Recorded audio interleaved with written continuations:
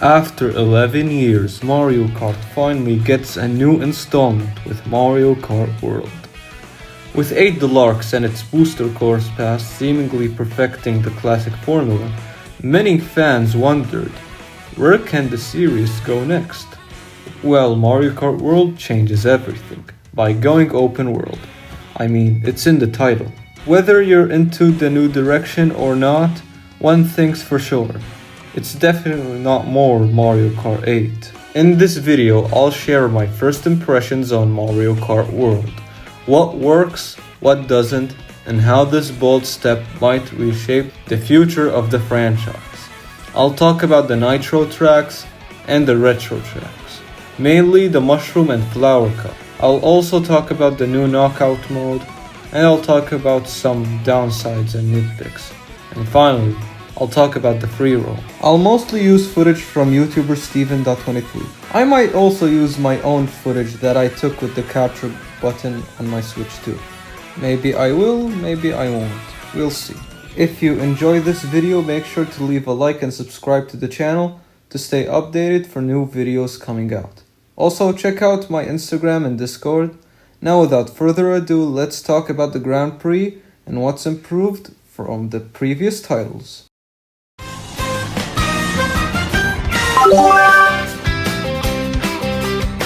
The Grand Prix is the main mode in Mario Kart. You try to get first place on all 4 tracks, pretty simple. But in Mario Kart World, there's a twist. Since this is an open world game, things are a bit different. You start off by racing 3 laps on the first track of the cup, and after that, you actually drive to the next one. Yeah, you just drive there. It's honestly a cool way to make the game feel fresh and not just like another Mario Kart 8 clone. I'll talk more about that part later in the video, so don't worry. I know, but we'll get to it. Another big thing this game introduced is new moves. We got the chart jump, rail grinding and wall driving. Rail grinding and wall driving do take a bit of time to master, but you'll get the hang of it eventually. They actually add some depth to the gameplay, which I appreciate. Now let's look at how the tracks use these new mechanics. Starting with the Mushroom Cup, which includes Mario Bros. Circuit, Crown City, Whistletop Summit, and DK Spaceport. So first up is Mario Bros. Circuit. It's just your basic first track, but this time it's set in a Radiator Spring style environment. And I gotta say, that's a nice touch. It still feels like a first track, nothing too crazy, but that's kind of the point, right? The first track should be simple. This one has rails on the side of the road, and even a couple of walls to drive on, but they're more like optional side paths. I think that's smart. It gives new players a chance to try them out without feeling forced. Overall, a decent start to the cup. And yeah, once you finish this race, you don't just cut to the next one. You actually drive there. Honestly, not a bad idea. Some people call these little sections intermissions, but I'm not talking about those right now. We'll get there. Now, the road between Mario Bros. Circuit to Crown City is empty, but I'll give this one a slight pass just because it's the first intermission.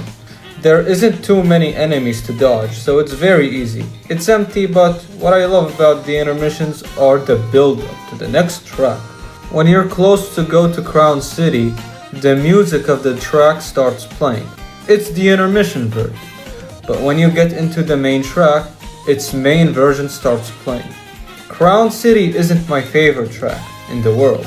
Probably because I got burnt out from the oversaturation of the city tracks in Tour and the Booster Course Pass. But hey, at least it's only one. Kinda. This track has a simple layout, but that doesn't mean it's bad. It has some optional walls to ride on, cars to avoid, and in this part of the track you can rail grind here. It's still optional, but not on the side, so players are most likely to use it, which I really like. Crown City is a good track, but not groundbreaking, though it does get the job done. Now the route to Whistletop Summit has a decent build-up, You see some trains and you have to rail grind on the railway track. That's also present in the main track itself. Not only you can rail grind on the railway, you even do that on the side of the roads. I like the wiggly split paths on the track as well. Overall, Whistletop Summit is also a banger track. Wow, 3 good tracks in one cup. Let's see if the last one will be as good, if not better, than the previous ones. But first we gotta go to an intermission. This one is short and more uninteresting than the previous one. But that's okay, at least it's short. After that we go to our last track in the Mushroom Cup, being DK Spaceport. This track is based off of the Donkey Kong arcade game, primarily 25M, but with a space station theme. This makes the track a lot more memorable. Also, the music is great. It's also based off of the Donkey Kong arcade game. This is also a track that uses the new mechanics greatly, like the rail grinding and the wall riding. The wall riding in particular was done perfectly in this track. You also have to try to dodge some barrels, which can be tricky, especially in the final section. You have to dodge a ton of barrels that the Robo DK is throwing, and then if you drive over the robot, the track is finished. This is my favorite track from the Mushroom Cup. Honestly, all the tracks are great, and this is just the first cup. Wow. Crown City is my least favorite from the 4, but it's still a decent track. I'd say probably a low B tier. Now I will talk a bit about the Flower Cup, which are all tracks from previous Mario Kart games. Since I don't have footage for the Flower Cup, I'll be quick on this one. The Flower Cup shows that this game breaks traditions in the Mario Kart series. You see, ever since DS, the cups on the top are new tracks, and the bottom ones are retro tracks, which are the ones from previous Mario Kart games. And the Flower Cup was for the new cups, but not in World. You see, this cup is now made up with retro tracks. Now, how improved are these retro tracks in World? Well, let's find out. And the first track we have is... what do you want me to say? Alright, so the cup starts off with Desert Hills. I played Mario Kart DS. It's not my favorite Mario Kart game, but it's still solid. And when I played it, Desert Hills was such a boring track. Like, the only thing memorable are these fire snakes and Angry Sun and the Pokies. But other than that, there's nothing memorable or engaging in this track. Now, does the remake improve the track? No! In fact, it got worse. Remember the Angry Sun? Oh, guess what? He's not in the track. Fire snakes? Gone. Pokies? Gone. Instead, we got these Moais from Super Mario Land. Now, it's cute Super Mario Land has some representation in this game, but they didn't make the Moais engaging in any way. Also, the track doesn't use Mario Kart World's new mechanic. And to put the cherry on top, the hills in this track named Desert Hills doesn't really have hills in the track. How can you make a terrible track from its original game worse? Not only that, Desert Hills is already in Wii. Why can't we have something like Dry Ruins or Yoshi Desert? There's no GBA tracks in the game, and Yoshi Desert can be a fine inclusion. Anyways, enough ranting about the track. Let's quickly go to the rest of the cup. The first intermission is terrible and bland. Shy Guy Bazaar has a good remake that uses the new mechanics greatly. Plus, it has Daisy's Castle. It's nice to see some more Super Mario Land influence in this game. The second intermission is okay, and 64 Wario Stadium has a huge glow. This track uses the wall riding perfectly, and after this track, we get to an intermission. A good intermission. It gets darker, there are some chain chomps you have to avoid, and the build-up is great for our next and final track, DS Airship Fortress. This track is one of the most requested tracks to return in Mario Kart World, and I gotta say, this remake doesn't disappoint. there isn't a lot of changes to the layout. The difference is that it's in 4K, and it has some optional rail grinding and wall riding as well. And this remix is incredible. And by the way, Mario Kart World has an incredible soundtrack.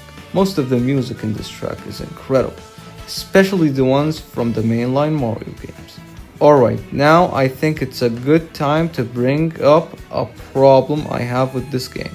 So when I was about to finish a lap on Airship Fortress, something weird happened.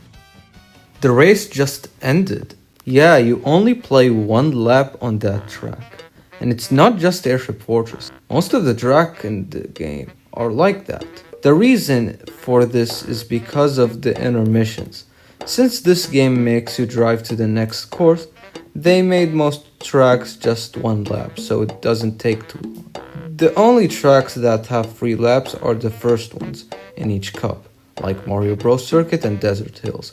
It's kinda disappointing, honestly. Especially for longer or fan favorite tracks. That would have been way better with a full 3 lap race. This is mostly a problem to the Flower Cup, cause you drive 3 laps in a terrible track, but 1 lap in absolute bangers. The Mushroom Cup didn't really have this problem because DK Spaceport is not like other tracks that are a loop. So basically you will have the full experience in DK Spaceport. I get why most tracks are just 1 lap. With all the intermissions, full 3 lap races would probably take forever. But would it hurt to make just the first and last tracks 3 laps and the middle 2 1 lap? That would have been way more satisfying and made those races feel more impactful. Now about the intermissions. Some are just so boring, barely any enemies or obstacles. The idea itself is good, and it uses the open world well, but they really needed to add more to do in those sections. At least you can still play classic 3 lap races in versus mode and online. Or so I thought. Turns out while making this video, Nintendo updated the game. Before, picking random online gave you actual tracks with 3 laps. Now it can give you an intermission instead. Maybe that was always the plan and it just wasn't working before. Or maybe it's a reaction to people complaining about the intermission, who knows. I just wish they added a casual mode with intermissions and a classic mode with only full races. Kinda like Smash 4's for fun and for glory. Anyways, I got mixed feelings on the intermissions. But that all changes with the new mode, Knockout Tour. Knockout Tour is basically Mario Kart's Battle Royale. You race from one side of the world to the other. And if you fall behind, you get eliminated. This mode actually fixes most of the problems with the intermissions. Even the quiet areas feel intense because you have to keep moving. The Golden Rally section is a perfect example, non-stop chaos. It also reminds me of the bike sport from Wii Sports Resort, where you drive across Woohoo Island, but here it's with the full Mario Kart madness. Honestly, I love this mode. Best played online, but it's fun offline as well. Now let's talk about Battle Mode. Oh boy, I really hope they'd improve it from 8 Deluxe. But nope, still not great. The arenas are just sections of racetracks, which is fine I guess. At least they're closed off this time. They're huge though, which makes sense with 24 racers, but still feels a bit too empty. We do get 2 real arenas, Big Donut and Chain Chomp Desert. Though the second one weirdly copied Thwomp Desert's layout and music. And worst of all, only 2 battle types, Balloon Battle and Coin Runners. And let's be real, who actually enjoys Coin Runners? Also, Balloon Battle has elimination. Cool, but then there's a 3-minute timer. And you can't even turn it off. Why?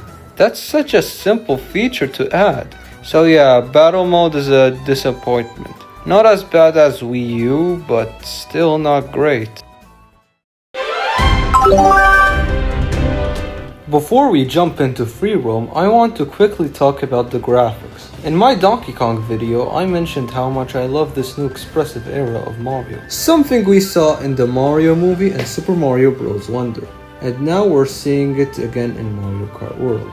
It's also the first Mario game in 4K, and yeah, it really shows. You can also see who's driving cars and buses now, something older games couldn't pull off.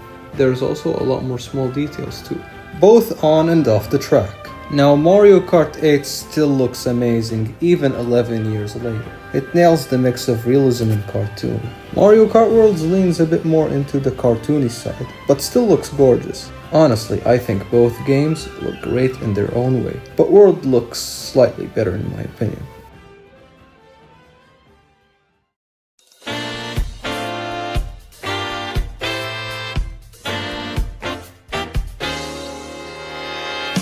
Now let's talk about the big new thing in Mario Kart World.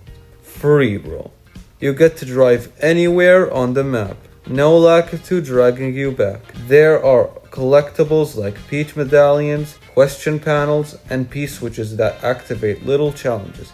Kind of like mission mode in Mario Kart DS, which is back and better than ever. Some of the P-switch missions are actually pretty fun. But here's why I feel like free roam is undercooked. You can't track your progress. No list of how many missions are left.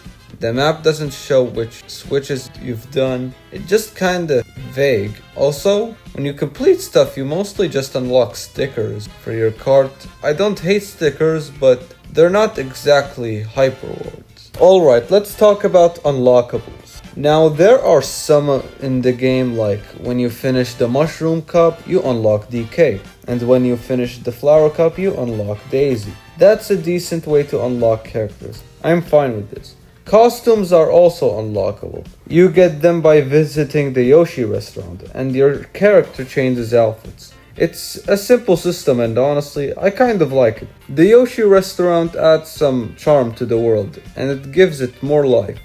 But here's what's bugging me. Why does DK and Pauline only have one costume, but Baby Rosalina has 4? That feels super inconsistent. And my favorite character, Shy Guy, only has 2 costumes, and none of them change his color.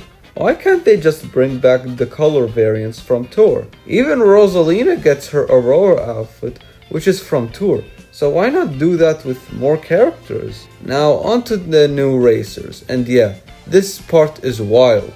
We've got Goomba, which people have been asking for, Spike, who is in Mario Tennis Aces, so I get it. But then we get characters like Sidestepper, Stingbee, Parabitty and Literal Dolphin, Peeba, the cow from Moo Moo Meadows, and more. Like what? No one expected these NPCs to be playable racers, but here they are, and honestly, I like it. They're a fun addition, and honestly more interesting than the RPG characters. No offense to fans of the Mario RPGs, but I think these picks are a lot more surprising and creative. Now here's the worst part, how you unlock some of them.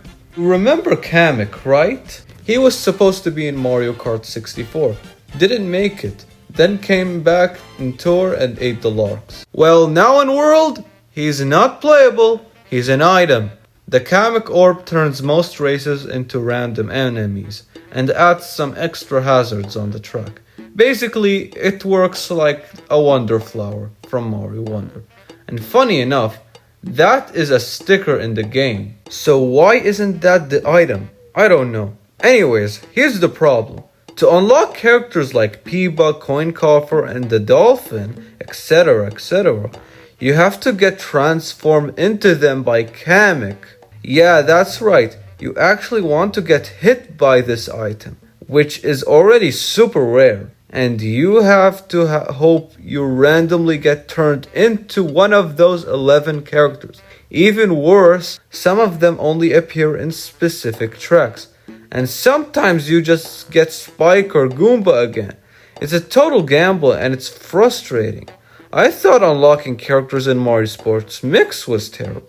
You have to unlock the character 4 times in each sport, but at least there is some skill involved by doing that. Mario Kart World's NPC characters are completely luck-based, and what makes me mad is there's a way better idea. Just sitting right there. Why can't we unlock these 11 characters through missions in free roam? Imagine doing a specific challenge or race to unlock Peebo or the dolphin. It would give free roam so much purpose. Instead, we have this massive open map that feels undercooked when it could have been the perfect place for this kind of content. Like, how did no one on the dev team think of that? This is supposed to be the big new feature in Mario Kart World, and they just missed such a huge opportunity. We were right there, man! I'm losing my mind. I hate this. This makes me want to delete my entire YouTube channel. Overall, my first impressions of Mario Kart World are great, but there are definitely issues, especially with battle mode, online, and some weird missing options. Is it worth $80? Absolutely not. I got it through the bundle, which made the price more fair.